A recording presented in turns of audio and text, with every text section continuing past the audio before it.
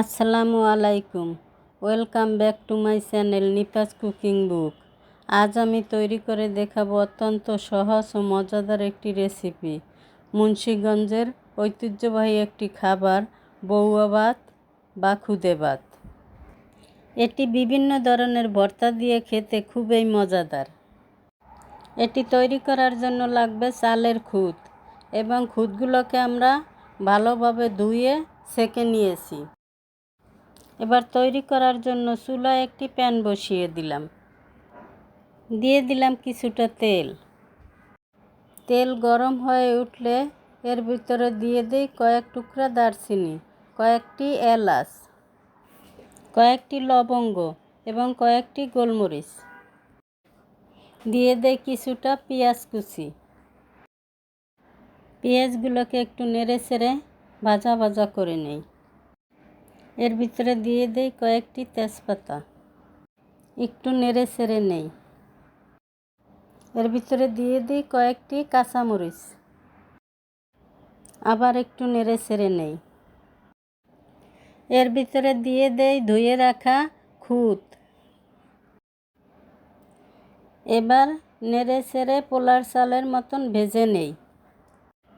এর ভিতরে দিয়ে দেই পরিমাণ মতো লবণ, আবার একটু নেড়ে চেড়ে নেই। এবার দিয়ে দেই 2 কাপ চালের জন্য 4 কাপ গরম পানি, আবার একটু নেড়ে চেড়ে দেই। এবার একটা ঢাকনা দিয়ে ঢেকে দেই। ঢাকনা তুলে দেখি পানি শুকিয়ে গেছে। এবার একটু নেড়ে চেড়ে উল্টে পাল্টে দেই। আবার ঢাকনা দিয়ে ঢেকে রাখি কিছুক্ষণের জন্য। এবার ঢাকনা তুলে নেই।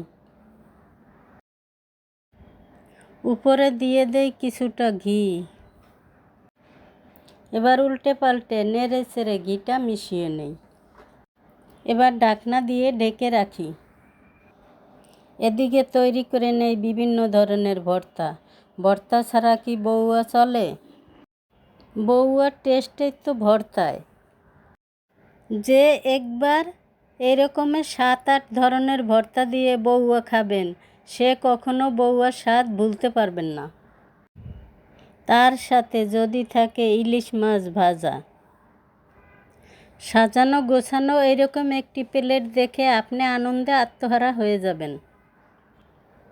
একবার বানিয়ে খেয়েই দেখুন। রেসিপিটি ভালো লাগলে লাইক, কমেন্ট, শেয়ার করুন এবং এরকম সহজ সহজ রেসিপি পেতে চ্যানেলটি সাবস্ক্রাইব করুন। আল্লাহ হাফেজ।